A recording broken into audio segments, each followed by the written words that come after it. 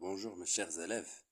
On va faire maintenant un certain résumé de dépôle RL parce qu'il y en a plusieurs élèves qui ne savent pas faire des résumés.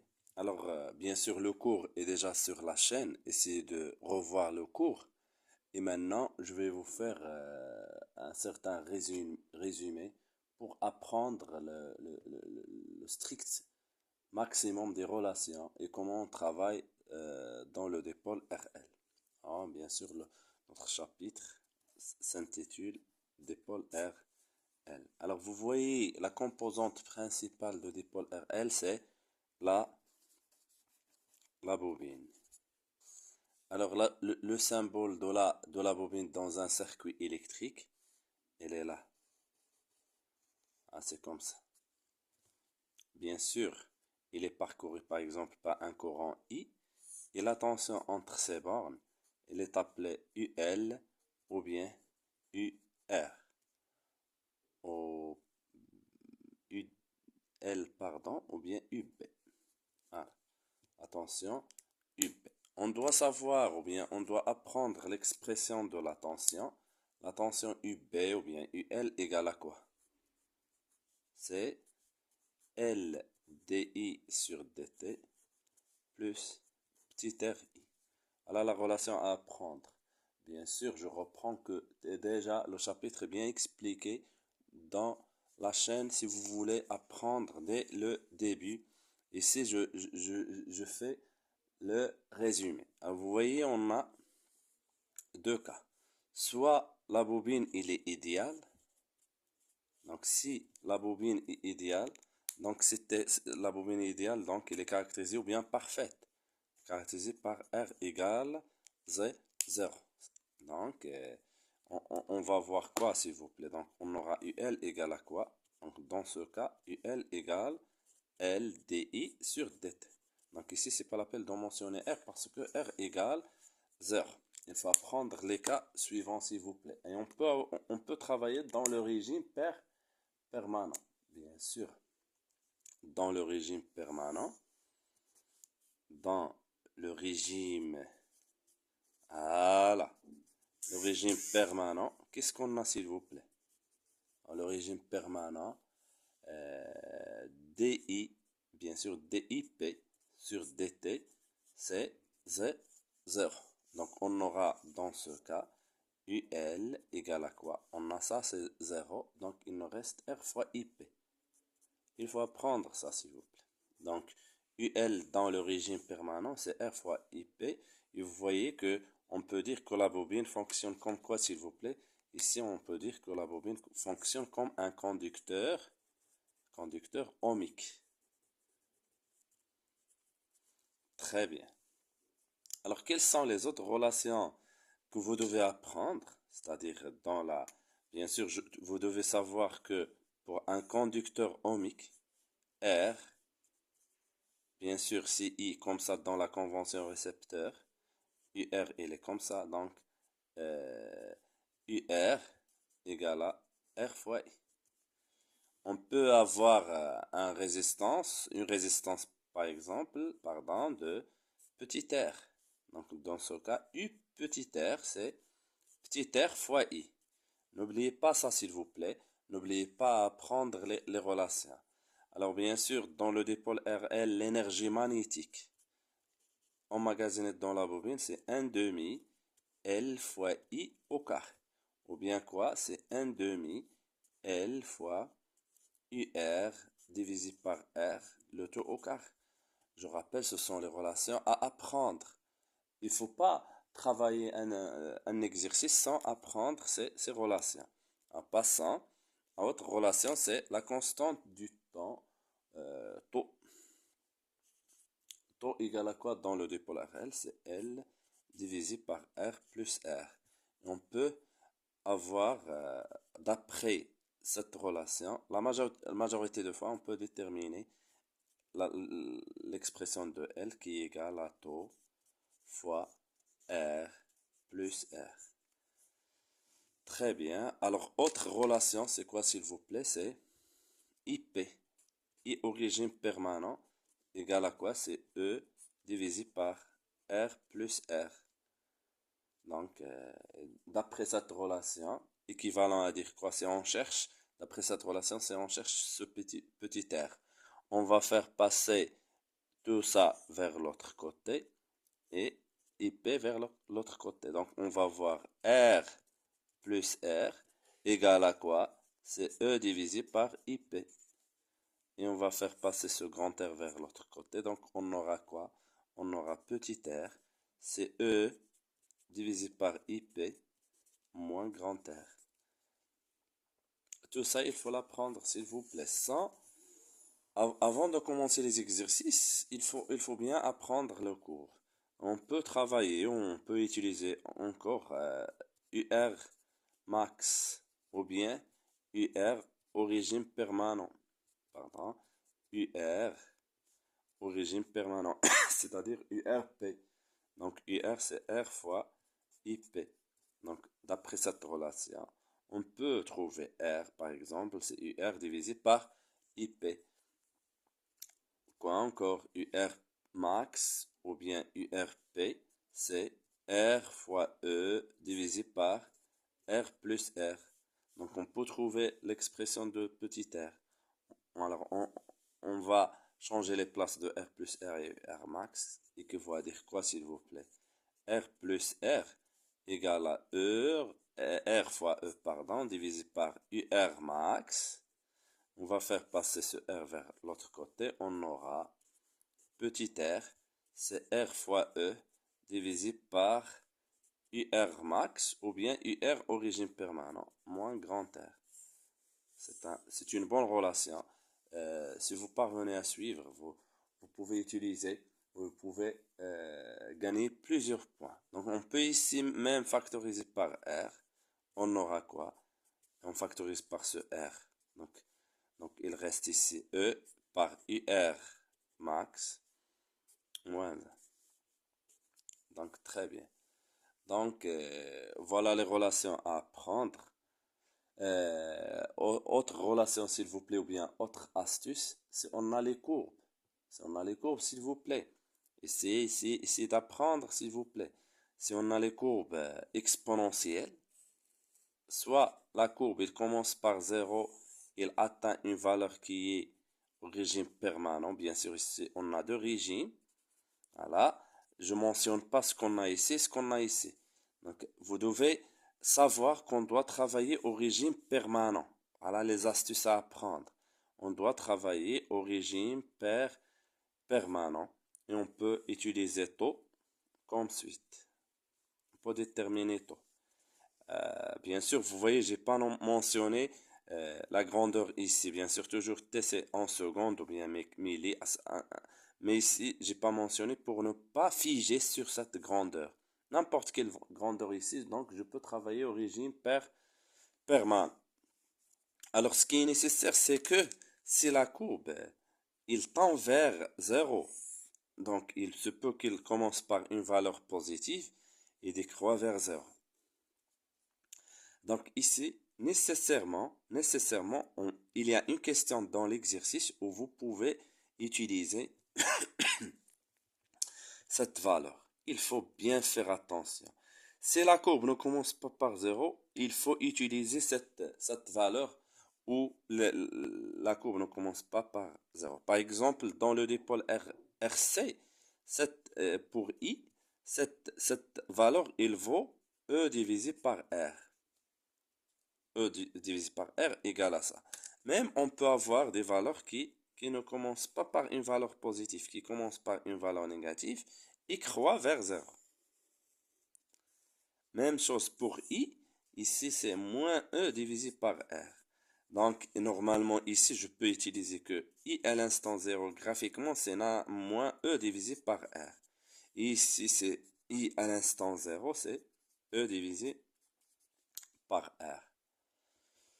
Donc déjà très bien, ces courbes, donc il faut mettre ça dans la tête, il faut pas se perturber là-dessus, il faut les apprendre. Donc passons à autre chose.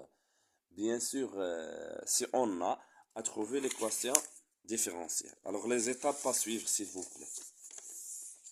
Alors, trouver l'équation différentielle. Très bien. Comment va-t-on faire pour trouver l'équation différentielle?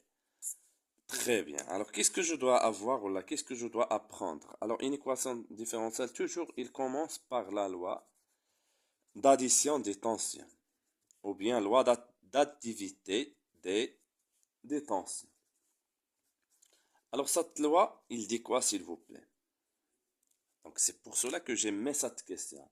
Il dit que je ne peux pas utiliser une loi dans n'importe quel exercice. Je dois dresser, donc, cette loi, elle dépend du circuit électrique. Il dépend du circuit. C'est ça ce que vous devez apprendre. Alors, ça veut dire quoi? Je ne peux pas écrire une loi d'activité de tension sans représenter le circuit électrique. Alors, je vais vous donner un exemple. Alors, par exemple, dans cet exercice, on peut avoir un générateur de force électromotrice E, conducteur ohmique de résistance R, et une bobine d'inductance L, ou bien d'inductance LR, ça dépend. Donc ici, je dois représenter les tensions. Alors I, il est comme ça, donc UR, il est dans le sens contraire, et je continue. I, il est comme ça, donc voilà, UR, UL. Donc cette loi ici, cette loi c'est UL plus UR égale à E. Plus UR égale à E. On peut avoir autre circuit électrique. On peut avoir le circuit électrique suivant. C'est pour cela que je dis que c'est pas unique. On peut avoir ici R1, ici par exemple la bobine, L, R, ici autre conducteur ohmique. R, petit r par exemple, ici c'est tout simplement R. Donc je mentionne les tensions. Voilà E, voilà I, voilà, c'est comme ça. Et voilà les tensions. Cette tension c'est UR, voilà. Cette tension c'est UL. Et cette tension c'est U petit r. Donc la loi ici c'est quoi la loi? C'est UL plus U grand R plus U petit r égale à E. Il faut l'apprendre, s'il vous plaît. Il faut savoir que la loi d'activité des tensions dépend toujours du circuit électrique. Très bien. Alors ça, c'est déjà fait. Bien sûr, je remplace. J'ai appris la relation de ça, la relation de celui-là, la relation de celui-là. Et je vais trouver l'équation différentielle. Donc ça, c'est déjà fait. Alors maintenant, on passe à la solution. Si on a la solution de l'équation différentielle, en supposant le cas suivant, l'équation différentielle. Alors la solution par exemple, euh, I de t, c'est quoi c'est I de t? Alors c'est UL, ou bien sûr c'est A, facteur de 1 moins expo moins t sur t. Alors quelles sont les étapes à faire pour trouver les différentes constantes, que ce soit I et tau? Normalement, tau, on sait que tau, c'est L divisé par R plus R. Sur A, c'est IP. Normalement, qu'est-ce que je dois apprendre euh, pour réussir à écrire l'équation différentielle, à faire la dérivée et trouver les différentes constantes? Qu'est-ce qu'on doit faire, s'il vous plaît? On doit développer. Donc, I de t égale à quoi? C'est A fois 1 moins A expo moins t sur tau. Voilà. Voilà, ça c'est développé. Maintenant, qu'est-ce qu'on va faire? On dérive dI sur dt, c'est la dérivée de A par rapport au temps, moins la dérivée par rapport au temps de A expo moins t sur tau. Alors la dérivée de A c'est 0, ici moins fois la dérivée de expo, on a dit que moins 1 sur tau. Moins 1 sur tau, et on reprend tout ça, A expo moins t sur tau. Donc c'est 1 sur tau A expo moins t sur tau. Alors s'il vous plaît, je tire attention à ce que La dérivée est bien expliquée dans les chapitres. Il est bien expliqué dans tous les chapitres. Très bien. Donc voilà la dérivée. Je reprends. Je développe, je dérive et maintenant je remplace. Remplace dans l'équation différentielle. Alors supposons que l'équation différentielle, il est là. I plus L divisé par R plus R fois DI sur DT égale à E divisé par R plus R.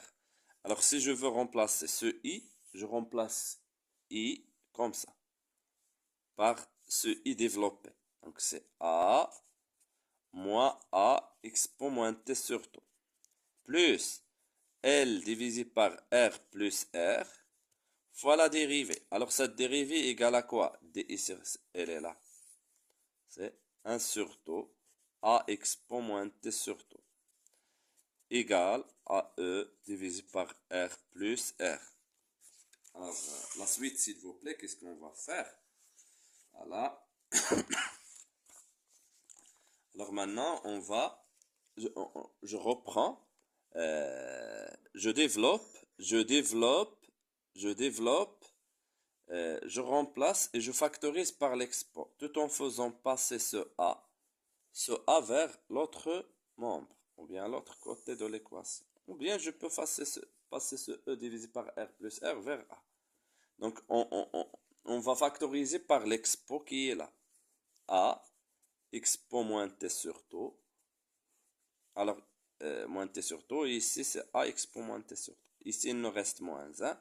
Ici il nous reste L plus divisé par R plus R fois A sur tout.